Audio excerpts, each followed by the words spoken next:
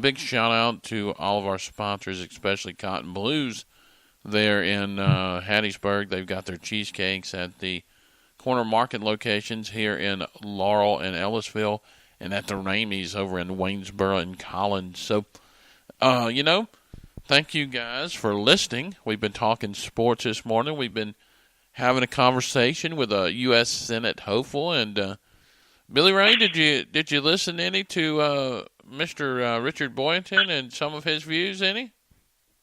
No, I sure did not. I never heard of him. What is he running for anyway? He is running for U.S. Senate against Roger Wicker. He's got a big mountain to climb, so good luck to him. I don't think he's going to beat Roger Wicker, but good luck to him anyway. He's the kind of guy that I can back. He's anti-establishment, and he believes in local state government, and that's the kind of guy I can support. I mean, but that's neither here nor there. Nearly like to drop my microphone here. Well, I'll have to go back and listen to him. I'll listen to what he got to say, but I think politics is a lot like sports, where you got to have a big name, and I've never really actually heard of him, mainly because I don't keep up with politics. But Ricker has a bigger name. It's like, I think so. Ricker has the advantage right now, but I will go back and listen to him and open mind and listen to him, what his thoughts are, and go into the voting booth in, I guess, November with a clear mind and pick one or the other. So we'll see what happens. Absolutely, and that's what I think a lot of people should do, is listen to the options, because here you have a guy that's coming in as the underdog. The establishment doesn't like him, kind of like Loyola Chicago going up against Michigan. Unless they all like Sister Jean, but they don't like the underdog. I don't know, Billy Ray. Oh boy! But let's talk a little baseball now, shall we? All right. A little high school baseball. This past week, the Braves and Mustangs met on the diamond, and Kinsley and I kind of previewed it last week this past Monday. And Kinsley did win. He did predict the Mustangs to win the series, but some strange things happened Thursday night at Braves Field as the fog started rolling in the midnight hours. Yeah, Big John, I'll have to go with you on that. A lot of strange things happened. I broadcast the game for SuperTalkLaurel.com, so I was there at both games. Tuesday night, West Jones won it with a big 2-run home run by Chris Riley over the left field wall. So West Jones won that one 4-3 in a good game. Well, we're going to talk about Thursday night, because that's where most of everything we're going to talk about happened. I think it all happened probably about 10, 15 minutes before game time when South Jones had to come upstairs to make a lineup change and had to scratch. Tuesday night's starting pitcher Ricky Boulware, who plays first base for the Braves, had to come up. They had to scratch him last minute because he came in sick and was unable to play, and had to put in the DH Ben Welch out there. So I believe it all happened right then and there. It all started going downhill for South Jones in the second inning, which that's where we're going to start talking about. A play happened at first base that I think Ricky Boulware probably could have made. A couple plays at first base that Ricky Boulware probably could have made. So I'll let you take over and let you describe what happened in the second inning of that ball game between West Jones and South Jones. Well, I don't really necessarily think that having Ricky Boulware or not made a decision in there. I think, if you remember later on in the game, that Ben Welch made some fine plays there at first base. So you really can't blame it on that specific thing, because as a baseball player, you have to be ready, and you have to be able to come in and play whenever the coach needs you. And so there was a lot of strange things happening, especially, the home plate umpire. He was a little, I don't like it when umpires try to, say, look at me, and they want to be the star instead of allowing the players to shine. And I think that's what happened at the game Thursday. And it was a late game. Regular games are 7 o'clock, but this one started at 8 o'clock. However, Tuesday night, the West coach, decided he wanted to start at 6 o'clock. So, regardless there of the time of the game, players need to be able to play. There was a big storm that come through Thursday that brought a lot of rain and thunderstorms, and so that had a lot to do with it, the game being at 8 o'clock. But, there was the first thing that happened there in the second inning was, if I recall, on the second strike, and I couldn't believe this, it was a 1-2 call. One ball, 2 strikes for our listeners out there. And it blows my mind that on a 1-2 call, when a batter tips the ball and the catcher catches it, that's typically an out. But not at Braves Field on Thursday night. Yeah, that seemed to be what happened. I don't remember the exact count. I do remember the batter was the third baseman for West Jones, Evan Bynum. He swung, and it looked like he swung to me up in the press box. Yeah, kind of like maybe a check swing, maybe, but he went around. He broke the plane of the home plate area. I would have called it a strike. You say it tipped? He tipped the bat, and the catcher. I'm assuming, if I remember correctly, I think he did catch it. I'm not 100% sure. I don't remember exactly the whole details, but I do remember the umpire going over to Trey Sutton, and Sutton, head coach of West Jones, talking to him and convinced him that it was a ball, and Evan Bynum got new life and got to see a couple more pitches.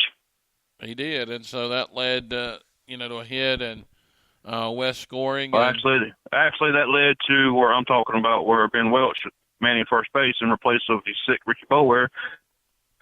Evan Bynum tapped the ball to the pitcher's mound. Max Sharp came off the mound. He fielded the ball nicely, flew over to first base, but with a new first baseman over there, Ben Welch was unable to handle the toss from Max Sharp, and that allowed Evan Bynum to get on base. And I think West Jones had a runner at third base, and he was able to score on the error by the first baseman for not being able to hold on to the ball. Well, you can talk about different plays and different things, but I mean, that's just natural. I mean, you have to be ready to play as a player, and so that's the main thing. And then another thing that West Jones does, and so apparently they were using pine tar on the bats. Now, I don't know if it really helped that much or, what that was for, because they really didn't swing the bat up until later on in the game. But to me, I don't know what it's for. Maybe Billy Ray can explain it to our audience and tell them what pine tar is used for and tell us what he thought about that. I believe pine tar is put on the bat to help you grip the bat. All I could think of. I don't think pine tar helps the bat anyway. It's an aluminum bat, so the bat already has enough, juice to it. So I don't think pine tar helps it either way. I think pine tar is just to help you grab a hold of the bat and hold on to it. Okay, so that was that, and so Coach Jordan Rogers didn't think too highly of them for using that. So he went out there to have a discussion, and nothing was done about that. And then the other thing that happened in the seventh inning, the top of the seventh, after a hit with bases loaded, the Mustang bench went out on the field. Now, I don't have a problem, with teams coming out to congratulate their player, and teammate. But when they come out on the field and start taunting afterwards, that's where the issue is. And I think when they do that, and especially with the South Jones catcher still there and them taunting him, I have a big issue with that, Billy Ray. And I think that's what Coach Rogers had too, is him being out there amongst them and them taunting. Yeah, Big John, I'm going to have to hold my comments on that because I did not actually see any taunting by West Jones in that game. because I'm up in the booth, up at South Jones, and sitting right there beside you as you were keeping score for the game. The window at South Jones, I'm seeing a reflection of myself, so I did not have a great broadcast. I was calling home runs that wasn't there. I will admit that. Thank you for Big John for pointing that out. There was not a home run in that game during my broadcast. And I was unable to see because they have a portion of the wall where the electrical system for the PA system is right there in the middle of the press box. I wasn't able to see Wes Jones's reactions from my point of view. But I will go back to Tuesday night, and I will say, I being a Wes Jones alumni, I was, I'm glad Wes Jones won, being a former Mustang, but I was not too happy with the home run that Wes Jones hit. Because if I remember correctly, the batter kind of walked halfway down to first base with his bat in his hand and flipped it toward the South Jones bench, which is really uncalled for. He should have dropped his bat in the circle of the home plate area. That is true, and I believe that was Riley. Wasn't that Riley that did that? Yes, it was. It was the left fielder of that game, number 17, Chris Riley, who hit the home run Tuesday night. Yes, and, he was, kind of odd acting, that game and kind of, it's uncalled for, things like that. I mean, I don't mind teams when they get on each other, pick back and forth. But, unsportsmanship like that. And there was another incident involving, Tyler Ducksworth and Chad Moses of the South Jones Braves.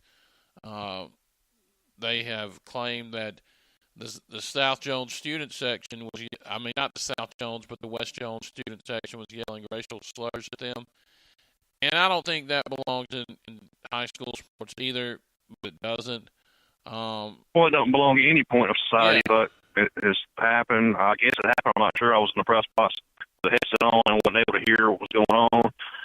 But I did hear, I will hold this to our grievances, I did hear the national anthem Tuesday night at West Jones, and I was not thrilled with that at all. No, absolutely not. And that's, I'm glad you point that out. So that was going to be one of going back to the West Jones South Jones game, it is a big rivalry. I understand, the players taunting each other, they're getting on each other, having fun with it. I understand that. It is a rivalry. Those two teams have been playing for over 50 years in all sports, so it is a rivalry. But, let's try to keep it a little civil and don't get. Yeah, I know what you mean, Billy Ray.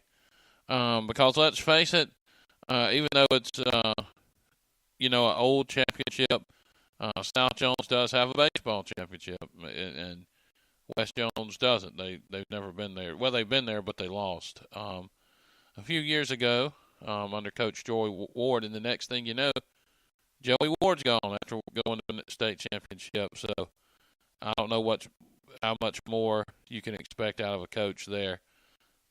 But that's just the nature of the game. So, that's it is what it is. I mean, it's a rivalry. It's like Ole Miss and State. But, even those two teams, have respect for each other to where, okay, we're going to, we may have a little words of mouth, but we're not going to,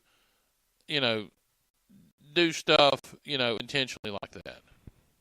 All right. Well, regardless of the fact this is Jones County, we are a small community, and at the end of the day, the students, parents, and yourself probably go to church with some of the people at South Jones. You hang out with them on weekends and stuff like that, and your parents probably work with them, so let's all try and get along, I guess. Can't we all just get along? We're going to take a break and come back and share our grievances, and like Billy Ray said, he has a good one, so be sure to check that out, and we'll be right back. At Central Sunbelt, our mission is to help you achieve all your financial goals. That's why we provide so many options for financing, regardless of how big or small your needs. Being not-for-profit and member-owned means we're often able to go above and beyond our competitors to offer attractive, low rates when financing virtually anything, and with a payment you can afford. Already have a loan? Refinance from another institution to lower your rate and save hundreds, if not thousands, on interest. So whether you need funding for something personal,